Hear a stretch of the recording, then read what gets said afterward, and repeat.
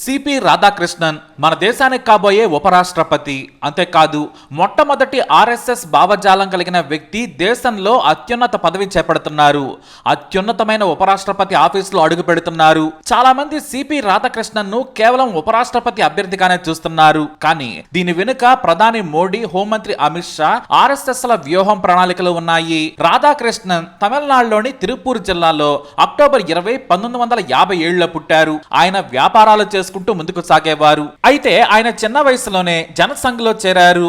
జనసంఘ్ అనేది బీజేపీకి పూర్వ అవతారం. టీనేజ్ నుంచే చురుకుగా ఆయన సంఘ్ కార్యకలాపాల్లో పాల్గొన్నారు. తమిళనాడులోని పాపులర్ బీసీ కొంగు వెళ్లార్ కమ్యూనిటీకి చెందిన ఆయన ఆర్ఎస్ఎస్ తిరుపూర్ అధ్యక్షుడిగా, ఆ తర్వాత జిల్లా చీఫ్ గా కూడా పనిచేశారు.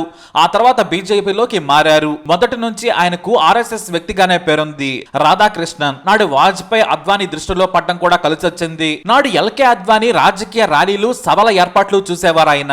అయితే 1990లో వరుసగా తమిళనాడులో జరిగిన బాంబు పెళ్లిళ్లు రాధాకృష్ణన్ రాజకీయ జీవితాన్ని మలుపు తిప్పాయి.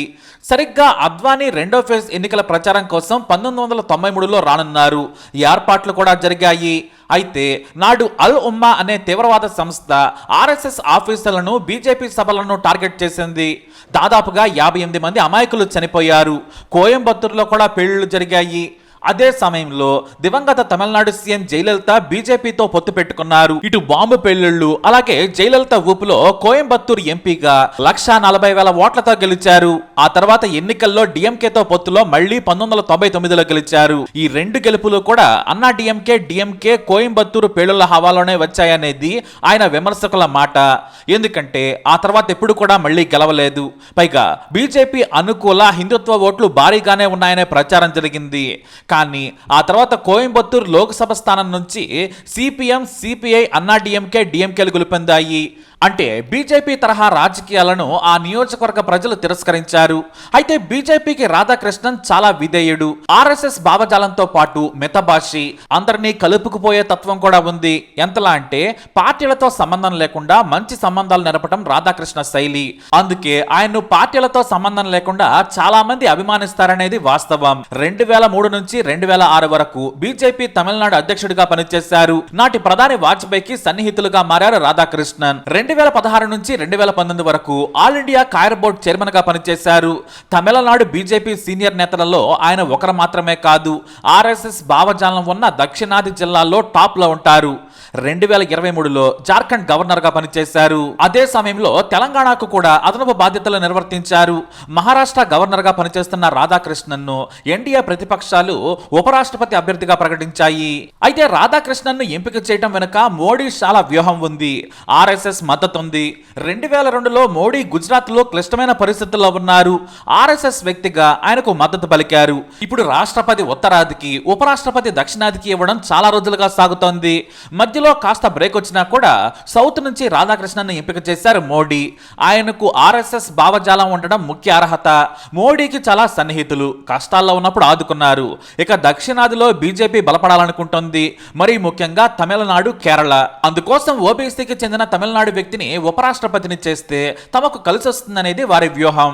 పైగా మోడీ, షాలు ఉన్నత పదవులపై చాలా వ్యూహాత్మకంగా వెళుతున్నారు. 2017లో దళిత నేతగా ఉన్న రామ్నాథ్ కోవింద్ ని రాష్ట్రపతిని చేశారు. సౌత్ నుంచి వెంకయ్య నాయుడిని ఉపరాష్ట్రపతిగా ఎంపిక చేశారు. 2022లో గిరిజన నేతగా ఉన్న ఒడిశా లీడర్ ద్రౌపది ముర్మును రాష్ట్రపతిగా నియమించారు. రాజస్థాన్ లో జాట్ వర్గానికి చెందిన జగదీప్ ధనకర్ ను ఉపరాష్ట్రపతిని చేశారు. కానీ ఆయన పార్టీ లైన్ లో లేకపోవటం, తరచూ న్యాయ వ్యవస్థపై వివాదాలు సృష్టించటం, రాజ్యసభలో కాంగ్రెస్, ఇతర ప్రతిపక్షాలకు అవకాశాలు ఇవ్వడంతో పక్కన పెట్టేశారు. కూల్ గా ధనకర్ ను కావాలనే తప్పించారనేది కాంగ్రెస్ సహా ప్రతిపక్షాల ఆరోపణ. అయితే కాంగ్రెస్ సారథ్యంలోని ఇండియా కూటమి చాలా వ్యూహాత్మకంగా సుప్రీంకోర్టు మాజీ న్యాయమూర్తి జస్టిస్ బి సుదర్శన్ రెడ్డి పేరును ప్రకటించడం విశేషం. సుదర్శన్ రెడ్డి న్యాయ కోవిదుడు. దేశంలో న్యాయం, విలువలు, ప్రజాస్వామ్యం పరిరక్షణ సహా నక్సలిజంపై కూడా ఎన్నో గొప్ప తీర్పులు ఇచ్చిన వారిలో ఒకరుగా నిలిచారు. వాటిపైనే కేంద్ర హోంమంత్రి అమిత్ షా టార్గెట్ చేశారు. అది వేరే విషయం. వాస్తవానికి సుప్రీం తీర్పులను న్యాయమూర్తులకు ఆపాదించొద్దు, కానీ అమిత్ షా చేస్తున్నారు. వాటిని ఉన్నత న్యాయస్థానం తీర్పులుగానే చూడాలి. కాకపోతే ఒక అడుగు ముందుకేసి వ్యవస్థలను తక్కువ చేసేలా మాట్లాడారనే విమర్శలున్నాయి. అయినా వాటికి హుందాగా సమాధానమిచ్చారు సుదర్శన్ రెడ్డి. తెలంగాణలోని రంగారెడ్డి జిల్లా కందుకూరు దగ్గరలోని ఆకుల మైలారంలో జస్టిస్ సుదర్శన్ రెడ్డి పుట్టారు. ఉస్మానియా విశ్వవిద్యాలయంలో న్యాయశాస్త్రం చదివి 1971లో లాయర్గా వృత్తిని మొదలుపెట్టారు. ఆ తర్వాత ప్రభుత్వ విభాగాల్లో కూడా న్యాయవాదిగా పనిచేశారు. 1995లో ఉమ్మడి ఏపీ హైకోర్టు జడ్జిగా పనిచేసిన ఘనత ఆయనది. 2007లో సుప్రీంకోర్టు న్యాయమూర్తిగా నియమితులయ్యారు. 2011లో సుప్రీంకోర్టు జడ్జిగా రిటైర్ అయ్యారు. జస్టిస్ సుదర్శన్ రెడ్డి ఎన్నో ల్యాండ్ మార్క్ తీర్పులు ఇచ్చిన వ్యక్తిగా గొప్ప పేరు ప్రఖ్యాతులు సంపాదించారు. పేదలు, అణగారిన వర్గాలు, న్యాయ వ్యవస్థ ఔన్నత్యం కాపాడేలా, ప్రజాస్వామ్యం నిలబడేలా తీర్పులిచ్చారు. బ్లాక్ మనీ నుంచి నక్సలిజం వరకు ఎన్నో గొప్ప తీర్పులు చెప్పారు. అందుకే ప్రజాస్వామ్య పరిరక్షణ కోసం ఆయన ఉండాలని ప్రతిపక్షాలు జస్టిస్ సుదర్శన్ రెడ్డిని ఉపరాష్ట్రపతి అభ్యర్థిగా ఎంపిక చేశాయి. కాంగ్రెస్ చేపట్టిన కులగణన ఆయన సమర్థించారు. బీసీలకు న్యాయమైన వాటా దక్కాలి, పేదలను ఉన్నత స్థానంలోకి తీసుకురావాలంటే ఇది అవసరమని చెప్పుకొచ్చారు. అయితే మరిద్దరిలో ఇప్పుడు ఎవరు ఎన్నికవుతారు? మరీ పోటీ తీవ్రంగా ఉంది. ఎన్డీఏ కూటమి అభ్యర్థి ఆర్ఎస్ఎస్ భావజాలం ఉన్న బీజేపీ నాయకుడైన రాధాకృష్ణన్ ఉపరాష్ట్రపతి బరిలో ఉన్నారు. ఇటు ఇండీ కూటమి నేతగా జస్టిస్ బి సుదర్శన్ రెడ్డి ఉన్నారు. మరి వీరిలో గెలిపెవరదనేది ఆసక్తిగా మారింది.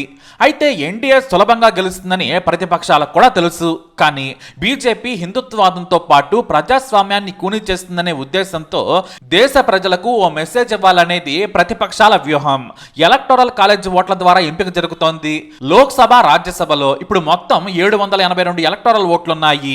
ఇక ఉపరాష్ట్రపతిగా గెలవాలంటే మ్యాజిక్ మార్కు 392 ఓట్లు రావాలి. ఎన్డీఏకు 425 ఓట్లున్నాయి కాబట్టి సులభంగానే గెలుస్తోంది. అయితే వైఎస్ఆర్ కాంగ్రెస్ కూడా ఎన్డీఏ అభ్యర్థి రాధాకృష్ణన్కే మద్దతు తెలిపింది. ఎందుకంటే ఎన్డీఏలో చంద్రబాబు ఉన్నా కూడా మొదటి నుంచి బీజేపీ అనుకూల వైఖరే ఆ పార్టీ సిద్ధాంతంగా మారింది. అంటే ఏపీలో అధికార ప్రతిపక్షాలు రెండు కూడా ఎన్డీఏకి మద్దతిస్తున్నాయి. ఇప్పుడు వైఎస్ జగన్ సపోర్ట్ తో కూడా ఎన్డీఏ బలం 436కు చేరింది. కాబట్టి ఎన్డీఏ అభ్యర్థి సులభంగా గెలుస్తారు. ఇటు ఇండియా బ్లాక్ టీఎంసీతో కలుపుకొని 310 ఓట్లున్నాయి. ప్రతిపక్షాలకు ఈ విషయం తెలుసు. కానీ తమ సిద్ధాంతం, తమ వైఖరి ప్రజాస్వామ్య పరిరక్షణ కోసం గొప్ప వ్యక్తిని నిలబెట్టాలనే సంకేతం దేశ ప్రజలకు ఇవ్వాలని ఇండీ కూటమి సుదర్శన్ రెడ్డిని నియమించింది. సింపుల్ గా చెప్పాలంటే కాబోయే ఉపరాష్ట్రపతి సిపి రాధాకృష్ణన్. పైగా రాజ్యసభలో ఆయన వైఖరి బీజేపీతో పాటు ఎన్డీఏ కూటమికి అనుకూలంగా ఉండనుంది అనేది జగమెరిగిన సత్యమంటారు రాజకీయ విశ్లేషకులు. మరి మన ఉపరాష్ట్రపతి ఎవరో మీకు అర్థమయ్యే ఉంటుంది. మరి మీరేమంటారు? మీ అభిప్రాయాన్ని కమెంట్ ద్వారా తెలియజేయండి. ఇప్పుడు అప్డేట్స్ కోసం మై ఛానల్ ఫాలో అవ్వండి. అలాగే తప్పకుండా సబ్స్క్రైబ్ చేసుకోండి. సిపి రాధాకృష్ణన్ మన దేశానికి కాబోయే ఉపరాష్ట్రపతి. అంతేకాదు మొట్టమొదటి ఆర్ఎస్ఎస్ భావజాలం కలిగిన వ్యక్తి దేశంలో అత్యున్నత పదవి చేపడుతున్నారు. అత్యున్నతమైన ఉపరాష్ట్రపతి ఆఫీసులో అడుగు పెడుతున్నారు. చాలా మంది సిపి రాధాకృష్ణన్ ను కేవలం ఉపరాష్ట్రపతి అభ్యర్థిగానే చూస్తున్నారు. కానీ దీని వెనుక ప్రధాని మోడీ, హోంమంత్రి అమిత్ షా, ఆర్ఎస్ఎస్ ల వ్యూహం, ప్రణాళికలు ఉన్నాయి. రాధాకృష్ణన్ తమిళనాడులోని తిరుపూర్ జిల్లాలో అక్టోబర్ 20, 1957లో పుట్టారు. ఆయన వ్యాపారాలు చేసుకుంటూ ముందుకు సాగేవారు. అయితే ఆయన చిన్న వయసులోనే జనసంఘ్ లో చేరారు.